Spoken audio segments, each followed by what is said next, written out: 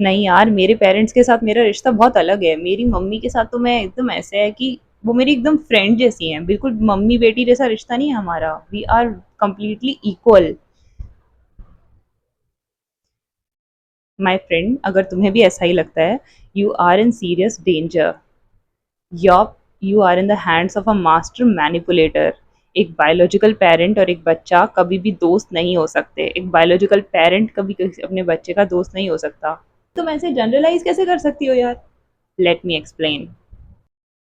बेटा, दोस्ती हम चूज करते हैं। क्या तुमने अपने पेरेंट को चूज किया है?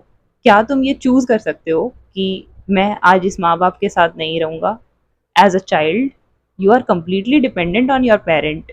और तुम अगर उस पेरेंट को छोड़ के घर से बाहर जाओगे तो तुम्हारे हाथ पैर कटवा के कोई तुम्हें भीख मंगवाएगा या तुम्हें कहीं सेक्स वर्क में बेच दिया जाएगा। ह्यूमन ट्रैफिकिंग हो जाएगी तुम्हारे साथ। रिलेटिव्स तुम्हें अपने घर में नौकर बनाएंगे अगर गलती से वो माँ बाप मर गए तो तुम हमेशा उनके जिंदा रहने की दुआ मांगते हो। तो बेटा, you don't have a choice. दोस्ती हमेशा चॉइस में होती है, और एक ऐसी अनसेफ दुनिया जहाँ पे सिर्फ तुम और सिर्फ तुम उन पेरेंट्स पे ही डिपेंडेंट होगे।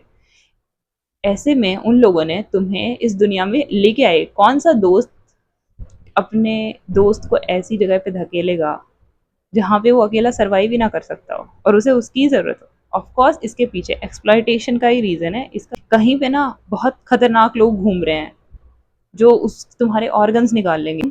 उसी जगह में एग्जिस्ट करते हो, तुम उस जगह को छोड़ नहीं सकते कि तुम्हारे पास कोई ऑप्शन नहीं है। तो क्या तुम ये भी चाहोगे कि मेरा कोई और दोस्त भी आके वहीं पे फंस जाए? या फिर तुम ये चाहोगे कि मैं फंसाऊं, मैं यहाँ से निकलने की कोशिश करता हूँ, कोई और क्यों आगे फंसे? But your parents did the exact opposite thing. वो इस दुनिया की रैट रेस में खुद भाग रहे थे, उन्होंने तुम्हें भी क्रिएट किया। पेरेंट और बच्चे इक्वल नहीं होते हैं। बच्चा बहुत वल्नरेबल होता है, उसको पेरेंट से हमेशा कुछ चाहिए ही होता है। बच्चा is on the receiver and. लेकिन अगर कोई पेरेंट ये बोलता है कि तुम मेरे बराबर हो, तो इसमें एक बहुत बड़ी डिसेप्शन है, उसमें उनका एक बहुत बड़ा स्वार्थ है। Equality should be in terms of कि इक्वली मैं तुम्हें रिस्पेक्ट करूंगा, equal dignity, equal rights, equal freedom. Okay, but they want equal responsibility. लेकिन एक बच्चा की कोई रिस्पॉन्सिबिलिटी, यू तुम उसको दुनिया में लेके आए हो, you owe that person, you owe to take care that person, of that person. चाहे वो सारी उम्र तुम पे डिपेंडेंट होके रहना चाहे, you need, you owe them that कि हाँ भाई तू रहे डिपेंडेंट होके। But they are instead dependent on their own child. वो तुम्हें दोस्त क्यों बना रहे हैं? दोस्त बना रहे हैं ताकि वो तुम्हें अपने सारे जीवन का दुख दर्द समझा सकें, सारा अपना दुख तुमसे शेयर कर सकें, तुम्हें अब इमोशनल सपोर्ट की तरह यूज कर सकें। मेरी मम्मी ने मुझे हमेशा ये बताया कि ऐसे जताया कि मैं उनके बराबर हूँ, उनकी दोस्त हूँ, फ्रेंड टाइप हूँ। ठीक है, और इस फ्रेंडशिप को यूज करके she told me all her traumas without having any boundaries, without thinking for a second what would I feel about it. And I it was always and always my responsibility to take care of her emotions. Since as a child, her husband was very abusive towards her and he was not fulfilling any of her emotional needs, so she created me who would do this job for her, and she would dump all her trauma onto me. That's what she did. And she called it a favour कि बाकी माँ बाप अपने बच्चे को मारते पीटते हैं, मैंने तुम जैसे नीच को। ओके, ठीक है बेटा, आप ऐसे, ठीक है, लेट मी टेल। एक अडल्ट और एक चाइल्ड जब दोस्त बन जाते हैं तो बच्चा अपनी सारी चीज़ें अपने पेरेंट को बताने लगता है, क्योंकि बच्चे को कुछ एक्सपीरियंस है ही नहीं। ठीक है, लाइफ का उसे जो छोटा मोटा एक्सपीरियंस है वो सब कुछ अपने पेरेंट को बता रहा है। ठीक है, स्कूल में आ रहा है, स्कूल में जो चीज़ें हो रही हैं सब कुछ एज इट इज़ पेरेंट को बता रहा है। एंड पेरेंट इज लेकिन पेरेंट को तो इस दुनिया में जीने का बहुत एक्सपीरियंस है बेटा। बहुत सटल सटल तरीके से वो तुम्हारी आइडेंटिटी को इरेज करेंगे। They will make you the person they want you to become. Without thinking कि तुम वो एक्चुअल में हो कि नहीं, तुम वो बनना चाहते हो कि नहीं, but they will make you, they will turn you into the person they want. कैसे? जैसे कोमल को तो एसएस बिल्कुल पसंद नहीं है। I score 100 out of 100 in SS, okay, I read it, I find it pretty interesting, but Komal को तो एसएस बिल्कुल पसंद नहीं है ना, नहीं पसंद ना तुझे? once again नहीं पसंद, नहीं मतलब दे वुड रिपीट। भाई तुम्हारी सेल्फ परसेप्शन को वो लोग डाउट में डाल देंगे भाई। You become completely enmeshed, you don't even feel कि तुम एक सेपरेट इंडिविजुअल हो, तुम अपने आप को उन्हीं के एक एक्सटेंशन की तरह देखते हो। और this is completely to this gives them absolute power, absolute control over you, what you are, what you think. They even control what you think because you hide nothing from them, you take them as your friend। अगर वो बुली बन जाते, वो तुम्हें मारने पीटने लगते, तुम कभी उनसे अपनी एक्चुअल बातें कभी शेयर नहीं करते, पर अब तुम कर रहे हो, and they are very skilled at manipulating you into believing what they want you to believe। They, you don't even have an, okay, I am 24-year old right now, and I even don't know what I truly like, and I have very recently separated from my mom, and even when I think like, do I like this thing, my mom's voice plays in my head, and it, and I even don't know what I truly like, I am truly, what I truly wanted to become, because I never got to think that. I was always and always emotionally overwhelmed by the burden of the sacrifices she did for me, कि मैंने ये किया, मैंने वो किया, मैं दूसरी शादी कर सकती थी, मैंने नहीं की, मैंने इतना सफ़र किया, by her victimhood, that I never got to think for myself. All my childhood, I was just and just thinking how to keep her happy, how to make her life better. Even if someone, as a child, as a, I think 8 9 year old child, if someone has told me, if she would have asked me that I have a lover, and for unfortunately I wish that she had some lover, I really wish she had some lover with whom she could go and escape and marry that person and live her life happily. And if she said that you are becoming a hurdle in the way, and please eat this poison, and please jump from this building, and so that I can go freely with my lover, I would have done that without any regrets, without, and I would have even felt happy that I, at least she is happy now. At least my job is over. But I never got that opportunity। लोगों को लगता है कि जिनकी माएँ उनके lover के साथ भाग जाती हैं, जो कुछ कर लेती हैं, वो बड़े बदकिस्मत होते हैं। मुझसे पूछो कितने खुशकिस्मत होते हैं वे बच्चे। कम से कम उनकी जॉब खत्म हो जाती है भाई, कि हाँ अब उसको कोई मिल गया, वो खुश रहेगी। वो हमेशा मेरे पे लीच की तरह मेरा खून नहीं चूसती रहेगी।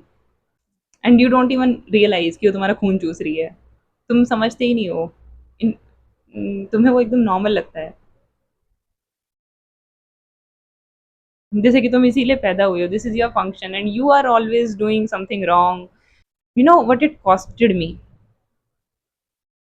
all of her manipulation, it costed me everything, everything। I could never become who I could have become। I even don't know what I could have become।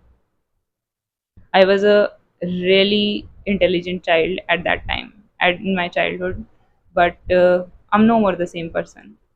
I forget things easily, I'm 24, and and at this age my memory has like depleted very much। I even, I forget things very easily, I cannot memorize new things। I have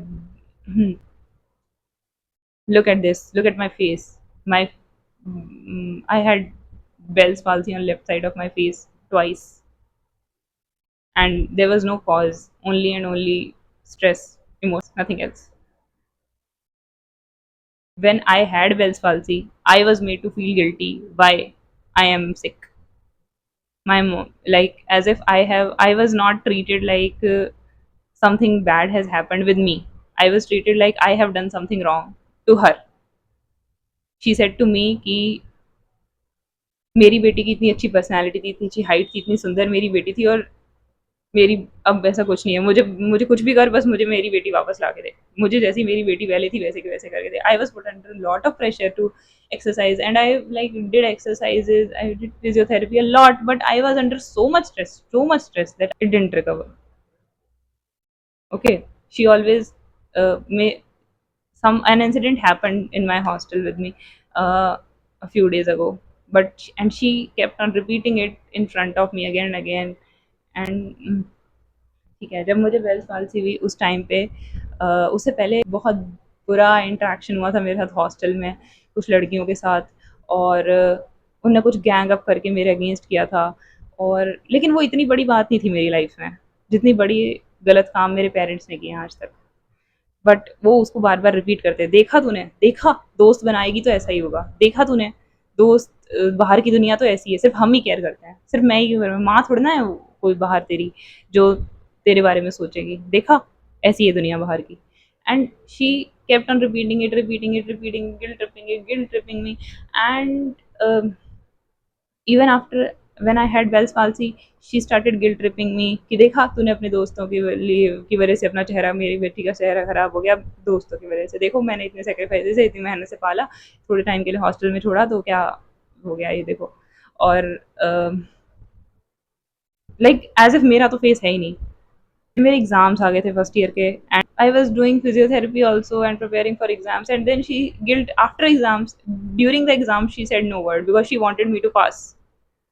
but after exams she started guilt tripping me कि देखा exam तो बाद में भी निकल जाते, अब ये कभी ठीक नहीं होगा, देखा एग्जाम बाद में भी निकल जाते, देखा अब गलत, तुझे पता ही नहीं किस चीज़ पे कब फोकस करना है, देखा तुझे no one would ever care up for you, no one would be ever so good to you as I am. बाकी मेरे से, and even if you resist against her she will say कि इससे अच्छा तो वो माँ बाप होते हैं जो बच्चे बचपन से बच्चे को मार के पीट के रखते हैं, मैंने हमेशा एक दोस्त की तरह रखा, तो मुझसे बहुत बड़ी गलती होगी, देखो मुझे उसका क्या सिला मिल रहा है।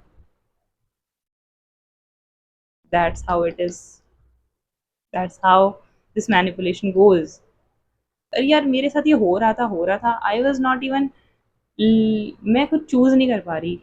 ठीक है, I am not my self, I am all my choices, all what ever I did till now is influenced by her, has been dictated by her, and I even didn't know because it felt like love. That was the only form of love I knew. मेरे मामा जो हैं उनकी बहुत heroic image थी मेरी नज़रों में, because कभी इतना इंटरेक्शन हुआ नहीं। और मेरी मम्मी ने मतलब बता बता के मतलब एकदम जैसे किसी फिल्म के हीरो की जैसी पिक्चर माइंड में पेंट कर दी थी कि ही इज़ सो इंटेलिजेंट, उसने अपना बिजनेस बना खड़ा किया बिना बिल्कुल स्क्रैच से स्टार्ट करके, और like he such a good brother, he respects his sister so much कि कभी भी कुछ भी प्रॉब्लम होती है वो आगे खड़ा होता है साथ में हमेशा। और she told me a lot of things, even when my father crossed his boundaries with me, he came to protect me, and it reinforced that heroic image again. And मैं बड़ी हुई थी ये सोचते हुए, like as a protector, as a heroic type person उनको सोचते हुए, but she called her brother to assault me, and my body, it went like my mind was in completely disbelief mode, यार ये क्या हो रहा है। लाइक मैं सोच ही नहीं सकती कि ऐसा कि this person would do this to me. Like ये तो मैं अपने फादर से एक्सपेक्ट करती हूँ ये बिहेवियर, तो कि he my father is a very bad guy, he but दोनों साइड के लोग एक ही जैसे हैं, कोई खास अंतर नहीं है, and I am the only victim of this. वो उनकी आपस में जो भी झगड़ा था, they were friends playing chess and I was a pawn. देखो बेटा, अब जो जिंदगी बीत गई वो तो बीत गई, उसको वापस तो लाया नहीं जा सकता, लेकिन जो बचा है उसको संभाला जा सकता है ना। अगर आप बच्चे हो, अगर आप अपने पेरेंट्स, अगर if your parent also says things like कि तुम मेरे दोस्त जैसे हो, तुम्हें नहीं बताऊंगा, तुम्हें किसको बताऊंगा, तुम ही तो मेरे जीवन साथी हो, तो नहीं, आप अपने पेरेंट, किसी को जन्म दे के उसको जीवन साथी में कन्वर्ट करना कोई सही बात नहीं है। This is not right, this is unethical, और they are literally using you, and you should please leave that person, please escape from there. और अगर आप बच्चे हो, अभी आप डिपेंडेंट हो, तो उनको पता मत चलने दो। धीरे धीरे build your self, focus on your self, उसको दिखाते रहो, खुश रखो उसको कि हाँ हाँ तेरी ही सुनता हूँ, लेकिन मत सुनो, ठीक है। मतलब राइट नाउ मेरे, मैं अकेली हूँ अभी, और मैं बाहर भी जाती हूँ, मैं कुछ भी करती हूँ, my mom's voice is playing in my head again and again, कि वो मुझे ऐसे कह रही है कि लोग तेरी ब्रेस्ट देख के हंस रहे हैं, ठीक है। And I feel very very insecure, I feel very very scared, even in going out, even in doing daily life things, and जो कि पहले ऐसा नहीं था, before she body shamed me. So बेटा ये ऐसे एनमेश्ड फिगर का ना बहुत ज्यादा असर होता है तुम पे, and they have this power over, don't give them power over you, please don't give them, you have already given, I know, but उस पावर को धीरे धीरे वापस लो, अपना खुद का नैरेटिव खुद सेट करो। डोंट, वो तुम्हारी लाइफ को डिफाइन नहीं कर सकते, तुम कौन हो, ये परसेप्शन अपनी खुद बनाओ, बाहर के लोग कौन कैसे हैं इसको खुद देख के जज करो, please. Don't, don't ever believe a word said to you by someone, don't ever, ठीक है। एक भी चीज जो तुम्हें किसी ने बताई है उस पर यकीन मत करो जब तक तुम उसका खुद से एविडेंस नहीं देख लेते, because people are using you literally. वो तुम्हें टिश्यू पेपर की तरह यूज कर फेंक देंगे तुम्हें, they don't care about you, they don't care, they simply don't care.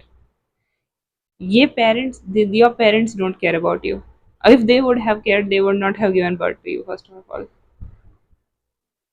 they have given birth to someone just to fulfill their own emotional needs, that's it, because they wanted a support, they wanted someone to unconditionally support them, they wanted someone to worship them, that's why they gave birth to you, that's the sole reason। ऐसा नहीं होता कि कोई बच्चा तड़प रहा होता है कि प्लीज प्लीज मुझे पैदा कर दो, कौन बोलता है, तुम्हें कोई बोल रहा है ऐसा कि प्लीज मुझे पैदा कर दो, प्लीज प्लीज मुझे पैदा कर दो, कोई कोई अनबॉर्न बच्चा तुम्हें ऐसा बोल रहा है, नहीं बोल रहा ना तुम्हें कोई।